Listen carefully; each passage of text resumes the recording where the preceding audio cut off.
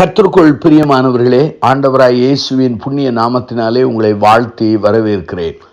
இந்த நாளினுடைய செய்தியின் தலைப்பென திங்ஸ் ஜீசஸ் பாரோட். ஆண்டவர் கடனாய் அவர் பெற்றுக்கொண்ட சிலதை நான் சொல்ல விரும்புகிறேன். 2 ராஜாக்களின் புஸ்தகம் 4ஆம் அதிகாரம் 3, 2 ராஜாக்களின் புஸ்தகம் 6ஆம் அதிகாரம் 5, மத்தேயு நற்செய்தி நூல் 25ஆம் அதிகாரம் 9. இந்த பகுதிகளிலே இரவல் வாங்குகிற அந்த நிலையை குறித்து சொல்லப்பட்டிருக்கிறது. இரவல் என்கிற ஒரு வார்த்தைக்கும் கடன் என்கிற வார்த்தைக்கும் வித்தியாசம் இருக்கிறது. ஆனால் ஒன்றோடு ஒன்று சம்பந்தப்பட்ட ஒரு காரியமாகும். ஆண்டவர் நமக்கு எல்லா நன்மைகளையும் ஈவாக அருளி செய்திருக்கிறார். நாம் பெற்றுக்கொண்டு அனுபவிக்கிற யாவுமே ஆண்டவர் நமக்கு தந்தவைகள். ஆனால் தந்தவைகளை நம்மிடத்திலே திரும்ப கேட்கிறார். அதை கடன் போல அவர் கேட்கிறார். அவரிடத்திலே யார் யார் எதை கொடுத்தார்களோ அவர்களையெல்லாம் ஆண்டவர் ஆசீர்வதித்து தன்னுடைய திட்டமானது நோக்க நிறைவேற்ற அவைகளை பயன்படுத்தி அவர்களை ஆசீர்வதித்திருக்கிறார். ஆகவே உபாகமம் 28ஆம் அதிகாரம் 12 வாசித்தால் நம்முடைய ஆண்டவர் நீயோ கடன் வாங்காதிருப்பாய், கடன் கொடுப்பாய் என்று சொல்கிறார். அப்படி சொன்ன ஆண்டவர் என்னிடத்திலும் உங்களிடத்திலும் பலதை கடனாக அவர் திரும்ப கேட்கிறார். அவர் கொடுத்தவைகளை கேட்க அவருக்கு உரிமை உண்டு. ஆனால் பெற்றுக்கொண்ட நாமோ அவருக்கு கொடுக்க தயங்கி விடுகிறோம். 5 காரியங்களை ஆண்டவருடைய வாழ்விலிருந்து நான் சொல்ல விரும்புகிறேன். முதலாவதாக, ஆண்டவர் பேதுருவிடத்திலே அவனுடைய படகை கேட்டார். லூக்கா 5ஆம் அதிகாரம் 1-3 வாக்கியங்களை வாசித்து பாருங்கள். ஆண்டவருக்கு பின்னாலே திரளான ஜனங்கள் வருகிறார்கள். அந்த சமயத்திலே ஆண்டவர் அந்த கடற்கரையில் நிற்கிற 2 படகுகளில் ஒன்றை கண்டார். அது பேதுருடைய படகா இருந்தது. அந்த படகிலே ஏறினால் அந்த படகை தண்ணீரிலே தள்ளும்படி சொன்னார். அதிலிருந்து பிரசங்கித்தார். இப்பொழுது பேதுருடைய படகு அவருக்கு பிரசங்க மேடையாக மாறிவிட்டது. ஆனால் அவர் அந்த பிரசங்கம் முடித்த பிற்பாடு பேதுருவுக்கு அற்புதம் செய்தார். திரளான மீன்கள் கிடைக்கக்கூடிய அதிசயங்களை செய்தார். பிற்பாடு தன்னுடைய பணிக்கென்று அழைத்து அவனை மனிதர்களை பிடிக்கிற மனிதனாய் மாற்றினார். அருமையானுள்ளே, ஆண்டவருக்கென்று கொடுத்தால் ஆண்டவர் உங்களை ஆசீர்வதிப்பார். இரண்டாவதாக, மத்தேயு 14ஆம் அதிகாரம் 14-21 வாக்கியங்களை நீங்கள் வாசித்து பாருங்கள். இந்த திருமறை பகுதியை வாசித்தால் ஆண்டவர் கரத்திலே ஒரு பையன் 5 அப்பங்களை 2 மீன்களையும் கொடுத்த சம்பவம் எழுதப்பட்டிருக்கிறது. இந்த அற்புதமானது எல்லா நற்செய்தி நூலிலும் சொல்லப்பட்டிருக்கிறது. யோவான் 6ஆம் அதிகாரத்தை எடுத்தால் அங்கே ஒரு சிறு பையன் என்று சொல்லப்பட்டிருக்கிறது. ஆண்டவருக்கு அற்புதம் செய்ய அவர் திட்டமிட்டார்.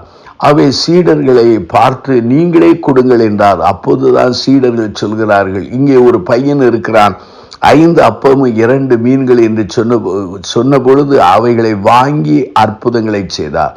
திரளான மனிதர்கள் ஆகாரம் புசித்து திருப்தி அடைந்தார்கள். மீதியானதை கூடைகளிலே அவர்கள் சேர்த்து கொண்டார்கள். அருமையானவர்களே, இந்த அருமையான சிறு பையனை குறித்து நற்செய்தி நூலிலே இந்த அற்புதம் பிரசிக்கப்படும் போதெல்லாம் அவனை குறித்து நாம் சொல்லுகிறோம். அருமையானவர்களே, ஆண்டவர் கரங்களிலே நமக்குரியதை கொடுத்தால் ஆண்டவர் ஆசீர்வதிப்பார். மூன்றாவதாக, ஆண்டவருக்கு ஒரு கழுதை தேவையாயிருக்கிறது. அங்கே மத்தேயு நற்செய்தி நூல் 21ஆம் அதிகாரம் 2-3 வாசித்தால் ஆண்டவர் எருசலேமிலே ராஜாவாக பவுனி செல்ல விரும்புகிறார். அவருக்கு ஒரு கழுதை தேவை. ஆகவே அவர் சொல்லுகிறார், நீங்கள் போங்கள், இருவழி சந்தியில் ஒரு கழுதை கட்டப்பட்டிருக்கும். அந்த கழுதை ஒருவரும் ஏறாத ஒரு கழுதை. அந்த கழுதையை அவிழ்த்து கொண்டு வாருங்கள். அவிழ்க்கும் போது யாராவது கேட்டால் இது ஆண்டவருக்கு வேண்டும் என்று சொல்லுங்கள் என்றார். அதே போல கழுதையை கொண்டு வந்தார்கள். இந்த கழுதையும் அவருடைய சொந்த கழுதை அல்ல. ஆனால் அந்த கழுதையின் மேலே ஏறி உட்கார்ந்து அவர் பவனி செய்கிறார். அந்த கழுதைக்கு கனம் கிடைத்தது. ஏனென்றால் கழுதை செல்கிற பாதையிலே துணிகளை, வஸ்திரங்களை விரித்தார்கள். அதே சமயத்திலே அவர்கள் இலை தலைகளை பரப்பி அங்கே ஆண்டவரை ஓசனா என்று சொல்கிறார்கள். அருமையானவர்களே, நீங்களும் நானும் கனம் பெற்றவர்கள் அல்ல, சாதாரண கழுதைகள். ஆண்டவரை சுமந்து செல்லும் பொழுது நாம் கனம் பண்ணப்படுகிறோம். நான்காவதாக, ஆண்டவருக்கு ஒரு மேல் வீட்டாரை தேவை. மார்க் நற்செய்தி நூல் 14ஆம் அதிகாரத்திலே 13-15 வாக்கியங்களை வாசித்து பாருங்கள். பஸ்காவை ஆசரிப்பதற்காக அவர் சொல்லுகிறார், நீங்கள் போங்கள், ஒருவன் தண்ணீர் குடம் சுமந்து செல்வான், அவன் பின்னாலே போய் அவன் வீட்டிலே உள்ள எஜமானிடத்திலே சொல்லுங்கள் என்றார். அப்போது அவன் உங்களுக்கு விஸ்தாரமான இடத்தை, மேல் வீட்டறையை காண்பிப்பான், அதிலே கம்பளம் விரிக்கப்பட்டிருக்கும் என்று சொன்னார். ஆண்டவருக்கு பஸ்காவை ஆசரிக்க அவருக்கு ஒரு பெரிய மேல் வீட்டு அறை தேவை. அதுவும் அவருக்கு இரவல் தான். இந்த மேல் வீட்டு அறையில் தான் பஸ்காவை ஆசரித்தார். அதே சமயத்திலே திருவிருந்தை ஆயத்தமாக்கினார். அதே சமயத்திலே அப்போஸ்தலர் 1ஆம் அதிகாரத்திலே முதல் நூற்றாண்டு சீடர்கள் ஆவியானவருடைய நிறைவுக்காக காத்திருந்து ஜெபிக்கிற இடமாக அது பயன்படுத்தப்பட்டது. அந்த இடத்தில் தான் மக்கள் ஆவியானவரால் நிரப்பப்பட்டார். ஆண்டவருக்கு தேவை ஒரு மேல் வீட்டறை. உங்கள் வாழ்க்கையை, உங்கள் வீடுகளை திறந்து கொடுக்கிறீர்களா?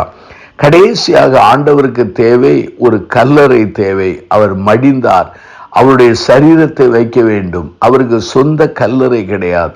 ஆனால் யோசேப்பு என்பவன் தனக்காக வெட்டி வைத்த அந்த கல்லறையை ஆண்டவருக்கு கொடுத்து அதிலே ஆண்டவரை கனம் பண்ணினார். இன்றைக்கும் அந்த கல்லறை திறந்த கல்லறை. அந்த கல்லறை உயிர்த்தெழுந்த ஆண்டவருக்கு சாட்சியாய் இருக்கிற கல்லறையாக காணப்படுகிறது. இந்த 5 காரியங்களையும் ஆண்டவருக்கென்று மக்கள் இரவலாய் அல்லது கடனாய் கொடுத்தார்கள். கொடுத்த எல்லாரையும் ஆண்டவர் ஆசீர்வதித்தார். அவளுடைய அந்த சம்பவங்கள் திருமறையிலே எழுதப்பட்டிருக்கிறது. அருமையானவர்களே, இந்த செய்தியை கேட்டுக்கொண்டிருக்கிற உங்கள் வாழ்க்கையிலே அநேக காரியங்களை ஆண்டவர் உங்களிடத்தில் கொடுத்திருக்கிறார். கொடுத்ததை தமக்காக, தம் பணிக்காக, தம் ராஜ்ய விருத்திக்காக, இரவலாக, கடனாய் கேட்கிறார். நீங்கள் கொடுத்தால் உங்களை ஆசீர்வதிப்பார். கண்களை மூடி நான் பிரார்த்தனை செய்வோம். அன்பின் ஆண்டவரே, இந்த செய்தியை கேட்ட மக்களை ஆசீர்வதிக்க ஜெபிக்கிறோம். உம்மிடத்திலிருந்து எல்லா நன்மைகளை பெற்ற நாங்கள் உமக்கென்று கொடுத்து ஆசீர்வாதங்களை பெற எங்களுக்கு உதவி செய்யும். இந்த செய்தியை கேட்ட மக்களை ஆசீர்வதியும். இயேசுவின் நாமத்தில் ஜெபிக்கிறோம் பிதாவே, ஆமென்.